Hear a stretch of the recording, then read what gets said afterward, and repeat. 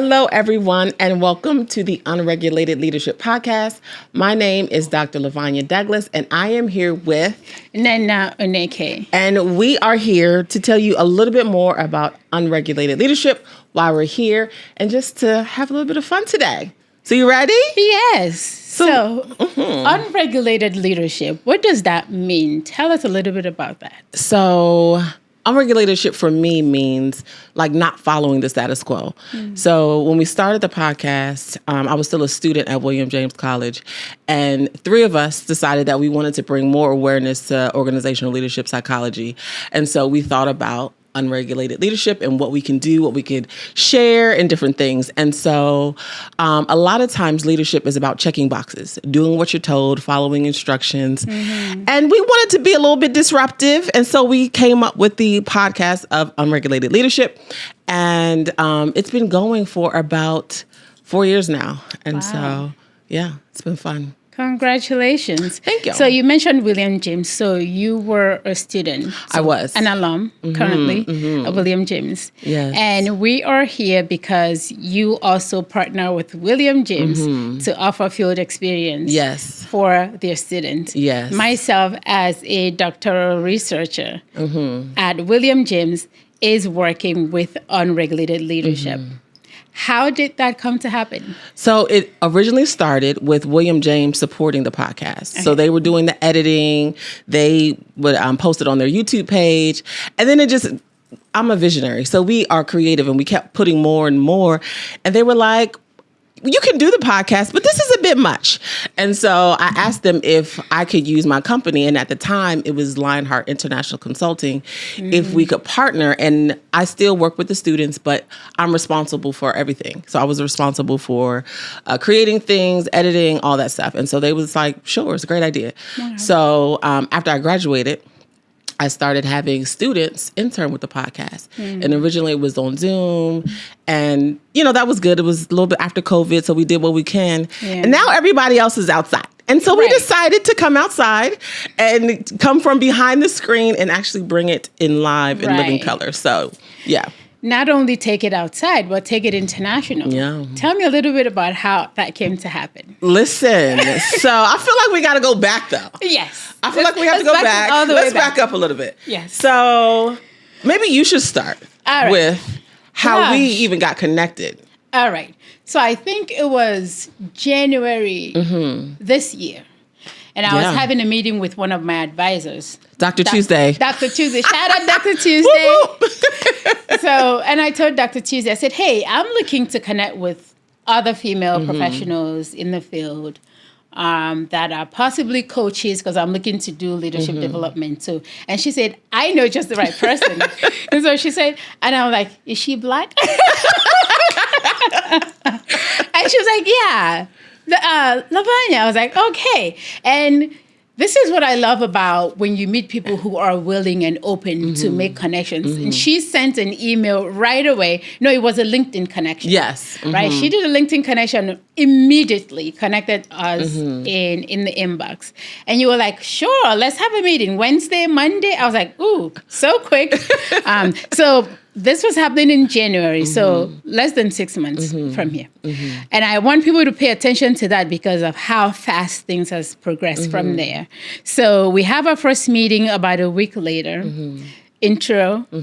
And I had shared about my story, how I moved to the U.S. when I was in 20-something and everything that I had to go through. Because oftentimes when you move from home to the U.S., you have expectations. And then you have family who say, oh, you can stay here and get on your feet. But then they're like, oh, no, you can't. So I had to go through struggles, the homelessness, all that stuff. And somehow I found my footing. And you were like, that is a story I think you should tell. And I was working on a TED Talk on belonging and how that looks different from us, people from collectivist society. When we move far away from home, the loneliness comes from trying to find a community, trying to find a tribe, because now you're in such an individualistic society. Yeah. And my journey in trying to find my people. And once I found my people, how wonderful and what a feeling of home it felt like. So I always take connection seriously. I take my professional, personal connections seriously. So we had that first meeting. You're like, oh, absolutely. And I left that meeting feeling very inspired. I felt like, wow, this is a connection I want to keep. Right. And then we had a few sessions of coaching about the talk I was going to have. And then from there, we started thinking about leadership development. We talked about our ideas and how it's similar. But then I said I wanted to bring an African perspective to leadership development. Because a lot of times the theories that we have, the framework that we have is all centered around Western ideals. When someone says, oh, there was a study about this, who was studied? Yeah. Who was your sample population? Now I know to ask those questions. Yes. If someone says, the key to happiness is running 5 miles a day, I'm like, who did you survey? Right. Did you survey anybody that looked like me? So I decided that I wanted to do more work in that area. Okay. Through a more Afrocentric lens. So when I met you and you were like, oh, me too, I was like, well, let's work together. Yes. So again, following on how this has progressed, in February, I was like, I'm going to Belize. Well, no, you said, because you were practicing, and you was like, this would be so much better. Practicing on the beach. Practicing on the beach. And I was like, well, girl, you should go to the beach. Yes. And you was like, oh, I am next week. Right. Oh, it was a couple of weeks. Can I have my coach on the beach? And I was like, I want to come. And you was like, let's go. So then we spent 2 weeks in Belize. Yes. Which was wonderful. Like, I feel like that's a completely different story time. It is. Because of all the amazing things that happened while we were there. But what got us here is when you said you were coming to Nigeria. But let me go back a little bit. There's just so much. Yeah. I think one of the things that happened in Belize was just having some time together for the first time, being in the same space. We were able to sit and visualize and create. And I'm big on visualization. So when I'm visualizing and I said, this is what I want to do by June, I want to be doing this. I want to be in Nigeria doing that. But nothing was solid. I would just mention it during our morning visualization exercises. So we spent time in San Pedro, and then we had to go to another part of the country, Curacao. And I remember that morning we were on a boat ride, headed over to Curacao, and I said, I'm going to Nigeria it was supposed to be May, right? And I said, once the kids come home for April break and go back, I want to go to Nigeria. And maybe I'll have I said, I want to go spend summer in Nigeria. And then you're like, I want to come. I was like, well, in that case, we should make it a thing, right? And have a conference, right? And that's how they started. But mind you, the whole internship thing hadn't come together, right? Even though I had thought about it, I didn't know what that was going to look like. Right. So it was time to apply for internship.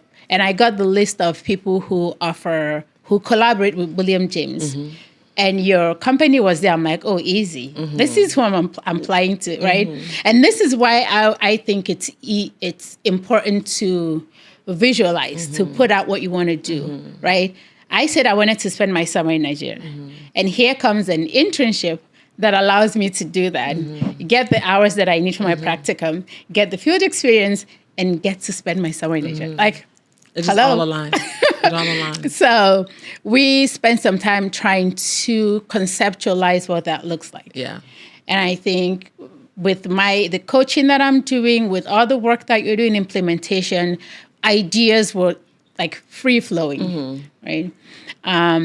Coming out with exactly what we wanted to accomplish for the internship. And it is somehow creating a leadership framework for what shared leadership looks like, right? What does it mean to have shared leadership that benefits not just the home, the organization, the group, the nation, right? What does that look like? So, and that's how this particular, us sitting here came to happen, right? And I don't know if there's anything else you want to add that I might have missed. I think one of the things that you mentioned, I don't think you missed anything, but it's because I'm also a visionary. Yes. And I actually have a list. And anyone that I'm around, I tell to make a list. I have a list of, at this point, it's like 373 things that I am believing God for. But I write it down and I read them every morning. And so when we think about visualization and seeing where you want to be, so far I started the list in 2023. I've checked off at least 75 things on the list. And so it's about really seeing where it is that you want to be and not just like, this is in 6 months. Like, I literally met you 6 months ago. We was in Belize 2 weeks and now in Nigeria for 2.5, almost 3 weeks for me. And you're staying the entire summer. Yes. And so I think it's really important to know where you want to go with purpose, with intent, with adding value in any area that you go in. So nothing that we described was necessarily to just benefit us. Everything that we want to do is to benefit others. And I think when your focus is on other people, things just begin to fall in line because your intentions and your motives are good. So that's just one of the things that come to mind as we think about what we have vision for. Right. So let's talk a little bit about why Lionheart is in Nigeria right now, why you thought, let's take this leadership development ideas outside of the U.S. Why is that important to you? So I'm not sure how deep we want to go, but really quickly, I was married to a Nigerian. I'm no longer married. And so like there were some things that happened in that relationship that just, I lost who I was because of the type of relationship that I was in. But I was already a leader. I already had vision. I already knew where I was going. So I felt like I was losing myself. And so for me, it's like, I'm a very strong person. I have a strong personality and I know what I want. So I'm not confused. And so because I felt like I was losing it, I'm like, how many other people, right? Because leading starts with yourself. So that made you curious. It made me so curious, right? And so then when we started talking and like just sharing different experiences, it's like, listen, I need to fully understand. Like I need to immerse myself in the culture to be able to understand it because I had a very short perspective. There are people that have been here for their entire lives. So my experience is clearly not their experience, but just that short period of time, it gave me a different perspective. And so I wanted to come here with you to have a deeper understanding of the culture, of the differences and how people show up and how women lead in this space and the difficulties that they have. But you can hear it or read it or see it, but it's different when you're actually in it and having conversations with people. So that was very important for me. I understand that. So would you say that whatever work you plan to do here in terms of leadership development aligns with your core values and what you hope to accomplish professionally? Oh, 100%. I think that, I know that my values my goal is always to impact people for positive, for them to live the life that God has called them to live, for them to fulfill their purpose in life. And if we're not connecting people and helping people even see that it's possible, like how do you go from here to here and what are the practical steps? So one of the things that we do in Lionheart Global Institute is really focused on leading from within, starting with yourself and then how to lead others and then going into organizations. And so everything that I do is about leadership. And so the podcast is fun, it's conversational, but it's always about bringing awareness and helping other people find themselves where they want to be. Because when you're working, right, this didn't just happen. We've been working for the last 6 months. We've been creating, we've been having conversations, but none of it felt hard. None of it felt like work because I feel like I'm operating in my calling, in my purpose, and I love it. In alignment. It's all in alignment. And so if I can help someone get to that place that I'm in now, like listen, let's do it. Let's have some classes.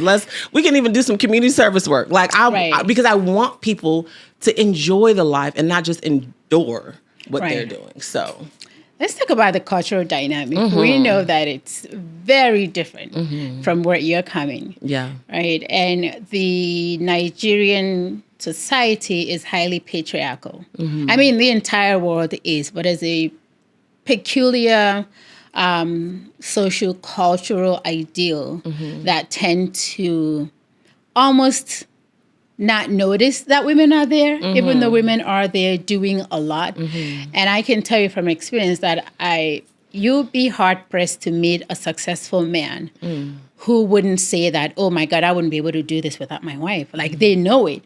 But at the same time, it doesn't seem tangible, right? So how would you define leadership in relation to the woman who isn't waking up every day, going outside the home, right? From your perspective, now understanding what leadership might look like in this part of the world, that woman, we want her to understand that she has leadership skills that she can build from. How would you explain that lady that she has leadership skills and make her see that everything you've been doing running the home requires leadership skills? Yeah. So one of the things is like people don't see themselves as leaders if they're not in a leadership role. Yes. Like I don't have the title. And you don't need a title to lead. You lead yourself and you lead others. You're a leader if people are following you. And so there are women that have young girls following them, teaching them how to braid hair or teaching them how to do makeup or just teaching them, no title, just because of their experience, teaching them how to cook. Right? And so you're a leader. You could be a whole chef, but you don't have the title, but people are coming to you to learn how to cook. So it's about them seeing who they are, the influence that they have, the impact that they have, and not the title. Like if we can remove the title of leader and like look at the impact that leaders have, and then they'll be able to then see themselves as that. And it's like, oh, I do that. Oh, I do that too. Oh, they do come to me for advice.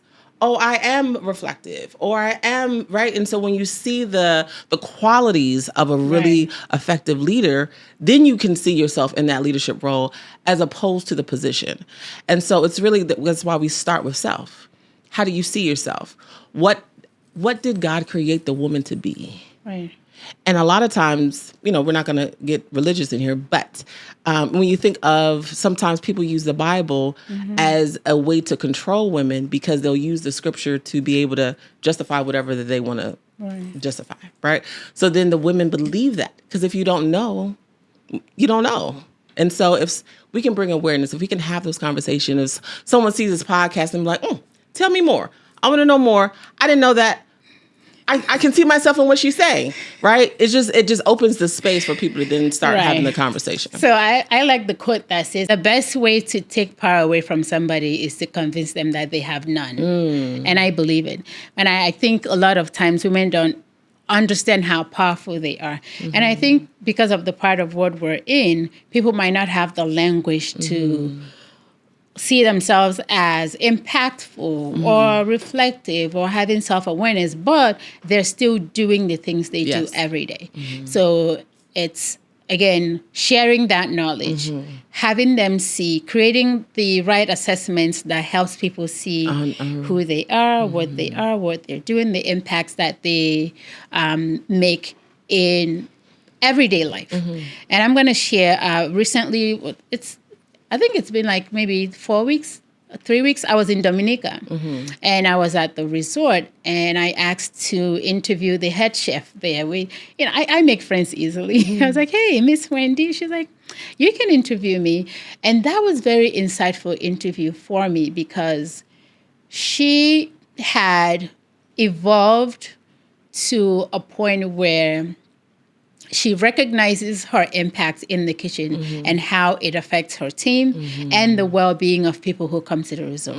So when she's planning her meals, making sure she's using ingredients that are sourced nearby or at the resort, making sure things are processed. So she sees her role not only as a chef, but almost as a well-being guardian of the people who come there. And I remember asking her, when did you get here? When did the shift happen? When you shifted from, I'm just a chef, to I have a role here. Not only to create meals that are healthy, that will support the well-being of people, but to train the next generation of chefs who are going to continue to do that. And she said it just sort of happened when she realized she started to trust herself more. She started to trust that every food that has been given to us, introduced to us by whoever from anywhere, saying, this is best, this is spaghetti, now you eat it, this is pizza. And she started thinking, our ancestors lived long. Like they lived 90-something, 100-something, and they ate these foods. So how about we go back to that? And I said, see, that's the leadership quality, but she wasn't thinking of herself as a leader, as an innovator, as a frontliner. And when we had our conversations, she was able to say, you know what? I guess I am a leader. Because I was like, how do you motivate your team? And she talked about how she's very open. She's very vulnerable. And when she's having a bad day, she lets the team know, hey, I'm not having the best day today. And she sees the value in being vulnerable and being open. And I think that's such a deviation from the Western ideals where don't show emotions. Always wear this blank space. If you're struggling, you don't let anybody know. You power through and you figure your stuff out. You speak a lot about being your authentic self, and I see that in Miss Wendy. Tell us a bit more about what that means to you. My gosh. So, where do I begin? Okay, so I'll just start with where I am now. Being your authentic self allows you to be creative. It allows you to not, again, follow the status quo and what someone tells you to do. Right. It allows you to cry if you want to cry. It allows you to be angry if you want to be angry.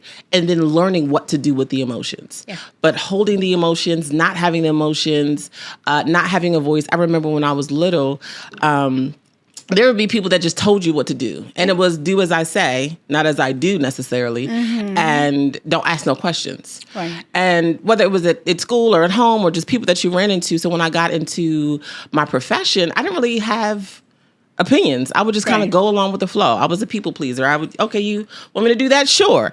And not really having my own thoughts. And then one of my supervisors, she was like, do you ever have an opinion? And I was like, yes, I do. And then I was like, maybe, no, I don't. Maybe I don't. And so in that, it made me start to focus on what is my opinion? What do I feel about this? Does this align with my values? Do I like this? Do I not like this? And a lot of times I would just avoid it, right? When I was younger, if I didn't like it, I would avoid it, but I wouldn't say anything about it. I wouldn't want to cause confusion because I don't like to argue. I will have a conversation as long as it's a purposeful conversation. We cannot agree. But we need to be able to have a thoughtful conversation where the conversation is going, not just me continue to argue my thought and you argue your thought. That is a complete waste of time. Right. And I'm not doing that. And so I didn't even want to do that when I was a child. So now I have to evaluate where this person is at. Do they really want to know what I'm thinking, or do they want to just convince me of their thoughts? Right. Which, again, it's a process, right? It didn't happen overnight. But now it's like I am living in my true authentic self, really doing what I want to do around who I want to be. I say I live in a bubble. And there's only a certain few people that can come in my bubble, because if you're negative, if you're complaining, if you're talking about people, if you're not producing anything, or if we're not thinking together, what are we doing? Right? Like, if we're not reading books together, we're not in a book club, what did you get out of this? Right? Like, if you just want to just exist, I'm not here for any of that. Right. So like, then people you lose people in that process. You lose friends, even family. But because I'm such in a good place, I'm okay with that. Right. Like, I'm okay with, I want to be around people that enjoy me and I enjoy them. We can build together. We can grow together. We can learn together. That's another thing, being in safe spaces where you cannot be perfect. Right. Where you can say, oh, I don't know that, or I don't understand that. Well, can you repeat that? That makes sense to me. I'm not comprehending. If you're in spaces where you can actually learn, then you grow. Right. But if you're in places where people are like, why don't you understand this? Or they're judging you because you don't understand. Like, I don't want to be around you because I don't get it, and I need someone to be comfortable helping me understand. Right. And so, like, it's a peaceful place. It's a mentally peaceful place. I sleep well at night. I don't have anxiety. I don't have any of those things. Right. If someone calls that I don't want to talk to, I don't answer the phone. Right. Like, I don't feel forced to engage with anybody that I don't want to. And before I had to.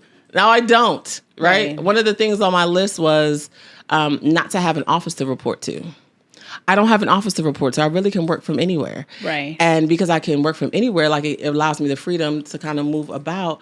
But I also work in an organization where people actually want to build you, want to help you learn. Right. And so I want to help other organizations create those same spaces, because we spend a lot of our time at work. And if we can't enjoy the people that we work with, if we're not learning from the people that we work with, we're miserable for 8 hours, and then we go home and make our family miserable. And so transfer of aggression. Right. And so it's like, how can we help? How can I help people with what I've experienced for myself? Yeah. And also through learning, create the practical steps of what that looks like. Sure. A lot of times people see you went from A to B, but they don't know what happened in between. Mm-hmm. And if I can teach you the in-between stages and the process and you do this, then you do that. You do this, then you do that, based off of my experience, not just something that I'm saying, but something that I lived. Right. And so that's why for me, being authentically who I am, a lot of times people say, I didn't have my coffee yet, so don't speak to me till 10. That's just I'm being my authentic self. Well, you're also being rude and nasty. So I don't really know that that's your authentic self, or you just didn't get enough sleep last night. You also don't know how to self-regulate. There's so many different things. Right. But they will fall back on, I'm just being my authentic self. It as and it's like, no, girl, you cannot be mean and say this is my authentic self. Your authentic self is mean and rude. Right. All right. Well, I wish you well, but I don't want to be around you ever. Right. So, yeah. Yeah. All right. I have to ask, at what point in life did you feel comfortable introducing yourself or stepping off into the world as a leader? Let me finish. Was it when you got more education? Was it when you built in more confidence? Was it that people affirmed you? Like, what was the change? What was that point in life when you said, oh, I feel comfortable to call myself a leader right now? That's a really good question. I think it's a combination. Because when I originally went back to school to get my master's, I felt like I worked in community corrections. Okay. People on probation and parole. And then, so for me, those people deal with a lot. I mean, we're dealing with murderers, child abusers, sex crimes, all type of things, right? And so the job that we have is difficult. So a lot of times the workers, the officers don't take care of themselves. So I'm like, I'm going to go back. I'm going to get a master's, and I'm going to help the officers help themselves to be able to then better help the people. Right. And then I realized, okay, it's deeper than that. It's an organizational issue, right? It's a systemic issue. I'm going to go back. And then I would say certain things, and I felt like, because I laugh a lot, I joke a lot. And so I didn't think they didn't take me seriously. Yeah. So I was like, okay, I'm going to go back. If I have a doctor in front of my name, maybe they'll take me seriously. Well, they still didn't take me seriously. And so I was like, well, the education doesn't matter. It's like who I show up as a person matters. How I impact my staff matters. How I influence. So I was creating programs. I was the leader. I was creating positions. They were creating positions for me that I didn't even ask for, but they knew what my skills were. Right. And then I think I started upsetting people because I was pushing back, because they were doing things to the staff that was like out of line with what we were actually doing. It just didn't make sense. Right. And so I would ask questions. I would do different things. And so then they removed me from my position, put me in a position that I hadn't been in 7 years, because my title had never changed. And, but I was like leading the academies for the officers. I had created a supervisory academy for the new supervisors. Like I was over like all the training that the officers were getting. So I was doing a lot of things. And so they moved me from that position, put me in an administrative position, and then put me in a different position. And I was like, what makes me the best candidate for this position? Like, I haven't done this stuff in 7 years. Right. And the response was, oh, well, your title is, right? And so I was like, so all this, and again, during that time I was getting my master's, I was getting my doctorate. Right. And then now, because of my title, you want to put me like, it's almost like you want to put me in my place.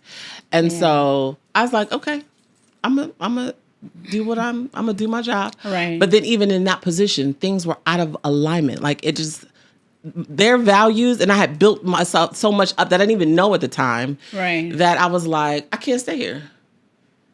I can't stay here. I cannot be connected to people that are not living out what they say they're living, and they will hide behind different things. And so that moment that I left my agency was when I really felt like I'm a leader of leaders. I am doing the job. And a lot of times you do the job that you don't even recognize it. Right. But it's like, because no one's acknowledging it. I don't need you to acknowledge it. I just need to see the influence that I'm having on people. But at that moment, people were scared for me to leave, right? Because it was a government job. They were like, you have 3 years before you can retire.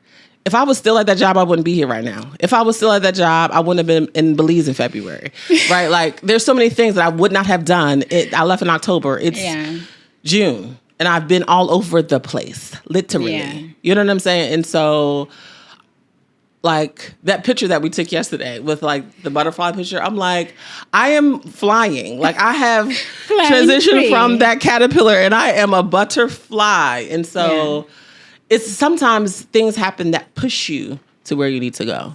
And so it was people not recognizing me that helped me recognize myself. You know, listening to you, I also have a state job. Law. I worked for the state for about 15 years. And I remember being there, and I thought at some point, I'm due a promotion, right? And then you try a few times, and they say, oh, it's not your turn yet. You have to. I'm like, by the third time, I'm thinking, there's got to be something else that I can do, you know? And I remember thinking, when they need good ideas, new ideas, they come to you, right? But not the titles and not the pay raise. I was like, oh, I'm being exploited. So I totally resonate with that whole situation of having that fear that keep you in one place. Like, oh, you can't leave. It's a state job. It's a government job. It's wonderful. You have benefits. You have to retire with a pension. And if you allowed potentials hold you back, you never get to live in your reality. That is a line, okay? Hold on to potentials, you're going to miss out on reality. And when I recognized that, I just knew it was time to go. And I decided that whatever I do from here on now, I'm going to make it count, right? I'm going to go out and be the leader that I know that I am, of good ideas, of creative, innovative ideas that I can actually use to benefit myself and others. Because it was never going to be recognized in this space. So that being said, continuing in recognizing yourself as a leader, let me see if I can bring up an example on the fly. So you're working with a woman who, let's say, she runs a makeup shop. She has 5 girls, right? She comes in every day. She assigns, you do this, you do that. You're on floor cleaning duties. You're cleaning brushes. We have 5 faces today. You're doing 2 faces. You know, she's running her business. She's doing stuff. But she doesn't really see herself as a leader, even though she very much is, right?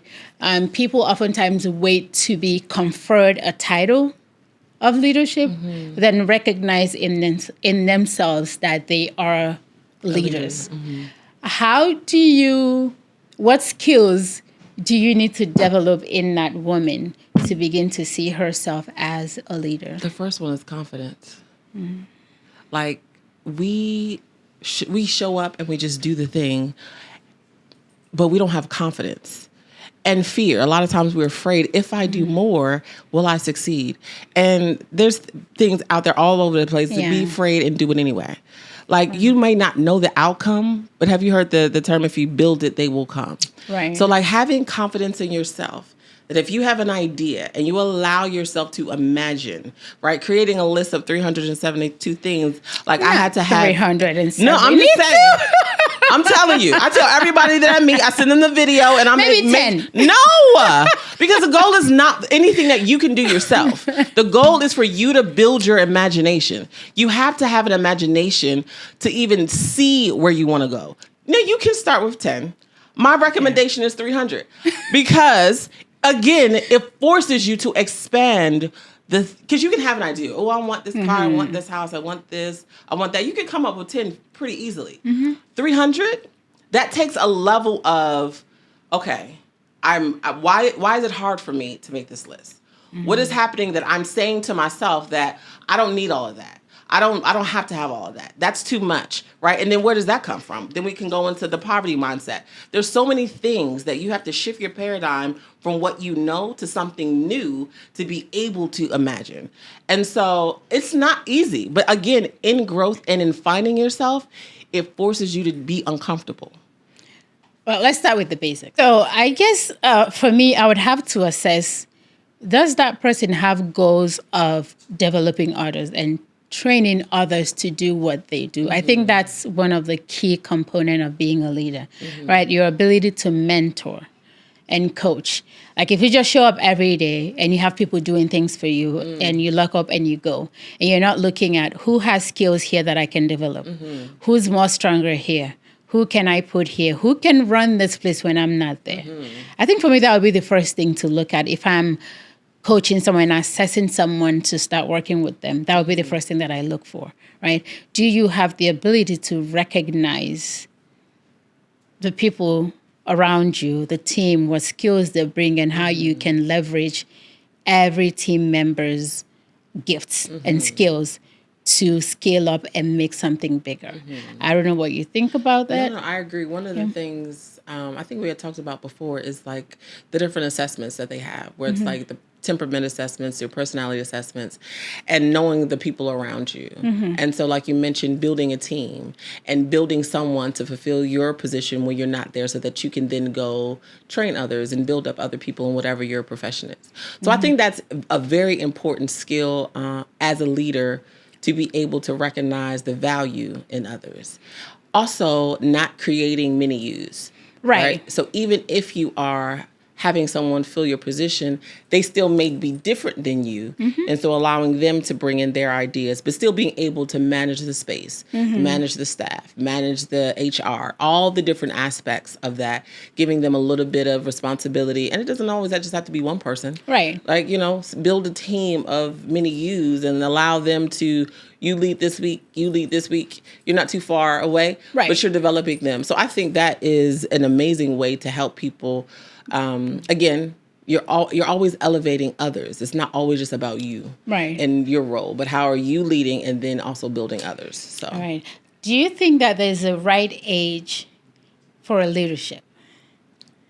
Listen, no, because we have 68-year-olds that are awful leaders, right? So it's not about the age. And I think if we start at a young age of helping people build their confidence, doing things afraid, not being in your comfort zone. If you teach those values early, then they'll begin to learn, what do they enjoy doing? What areas do I fit in? What do I like to do? So then they're building their own awareness of themselves and what they want to do, and then how to lead at a young age. So I think it starts from at home.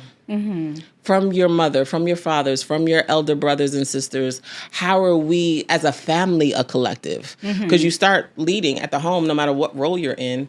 And so in being able to teach that from the home into then outside the organization. So I don't think it's necessarily an age. I think it's about the development and the training that you get about what leadership looks like, how you show up in the world, not just, again, and age has nothing to do with it, because we have people in positions that are there for power, not for influence or impact. And so what is leadership? What is that? What is the core value of leadership to even the individual?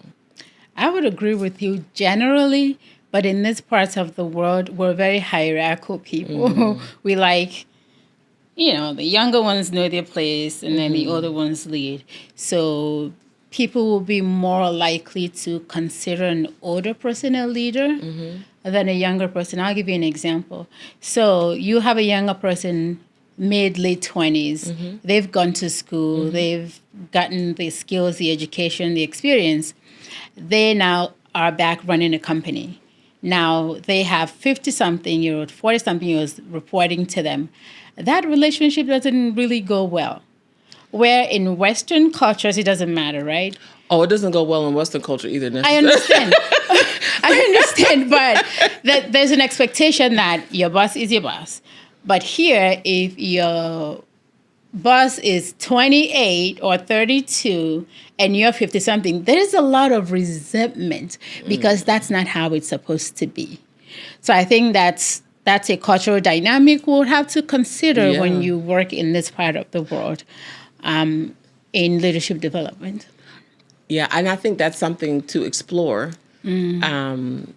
Because a lot of times, even when I was thinking you talking about respect, and you can be a leader and be very disrespectful to your staff, but still expect respect. Right. So I think that's also, again, what are the values? What are the core values of a leader in this culture, and what is recognized and seen?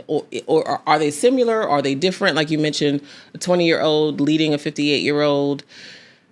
That 58-year-old just needed a job, so they're there, but the 20-year-old is really passionate about the job, so they're really excited and want to help and do all the things.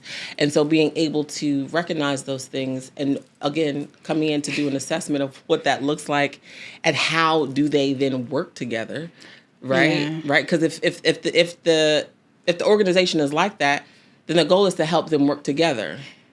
It's interesting that you talk about assessment, and like that's not a very common thing in this part of the world.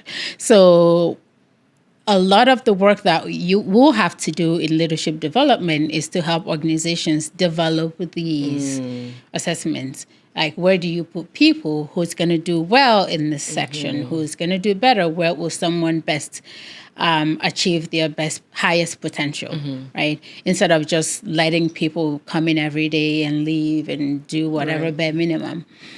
So it's not really an ideal that people pay attention to. So it helps to have that conversation. Like if you're hoping to work with a big organization, finding out what are your core values, right? Do you have any? What are your mission? What are your vision for the public and for your employees? Is there any attempt at coaching, professional coaching, personal coaching, executive coaching? How do you develop people from staff that started at, step 1 to now leadership? Right. And there's a very notable case that a lady, I think she's the chairman of First Bank or Union Bank. Okay. I can't remember her name. She started at the bank in 1997, I think, as a core member. So core service is something that Nigerians do right after college. You have a 1 year, like the Peace Corps. You have a 1 year mandatory service to go serve the country, get a stipend. And then after that, you can go work, whatever. So she had started at the bank as a core member, did her youth service, and stayed in that company since 1997 or 8, and she is now the chairman of the bank. See, that kind of leadership development, I think that's to be studied. Was she developed? Did somebody help her? Or was she just resilient and she kept going back to school and she kept learning and she kept developing her skills and learning more what it takes to be at the steps where she is now? That doesn't happen a lot. Oftentimes people get into a position and they stay there forever, until they leave and go to another company. So I think there are cases where that has happened, but it's hard to figure out from the outside if we attribute it to the organization having a clear path for employees on how to develop them to succeed, or this was someone who was self-driven and did the work themselves at every step to get to where they are. So. Yeah, I think that's where the research comes in. Asking the questions, going to the people, asking them their story to help be able to understand their path and the different ways to actually be able to help this population better. Yeah, we got to do research on that. Yes. I'm interested in that story. I saw it recently. I'm like, this is impressive. Yeah. To put in that many years in. I mean, that's 30-something years. Yeah. And she's still young. It helped that she started there at 19, 20. Oh, no, 21, if you're finishing school, 22, 23, and has stayed all those years. So that's a case study, I think, if you ask me. Let's see. What else do you want to add about unregulated leadership, Lionheart International, William James, the partnership, as we wrap up this first episode? So I think one of the things when we think about how unregulated leadership got started in the first place is having professors at William James College that was open to something so unique and allowing us to create it. There was no real guidelines. It's like, show us what you want to do. And right. And so that also speaks to us being able to create things and us being here, because they even allowed us to start with something as nothing. And now we're here. And so as leaders, how do we also create spaces for other people to create and develop and lead? And it's always not having all the answers. And so that's one of the things that we want to help people to do. Lionheart Global Institute is the institute where we do all those trainings to help people build their leadership skills at whatever level, individual or organizationally. And so, our goal is to get more research, find more people, get the stories so that we can create programs that fit the population and not just the program. Like, a lot of times you'll have a program and it's like, here, take it. It's like, no, we want to design it specifically for you so that it benefits you, not just what we think you should have. And so, so I'm excited. We'll be here for a couple more weeks. And so our goal is to meet more people, have more conversations, and learn more about the culture. And I'm excited as a doctoral researcher at William James, working with Unregulated Leadership Podcast in Lionheart. I'm excited about all the wonderful things I get to learn. First of all, it's fun. Yeah. That's my new motto in life. If it's not fun, I'm not doing it. So it happens to be fun, educational, informational, and I get to meet new people. Most especially, I get to travel because we're international, really. We're just starting. We started here. We started in Nigeria. And then we're started there. We're bringing it to Nigeria. And I'm excited about that. Yes. So, Awesome. All right. Thank you for joining this show. This was great. We hope to see you again. If you want more content, like, subscribe, and follow Unregulated Leadership. And so I would like for you to make a pledge as we end the show that you will be an unregulated leader everywhere you go and help others influence and be an unregulated leader too. I pledge to be an unregulated leader. So help me.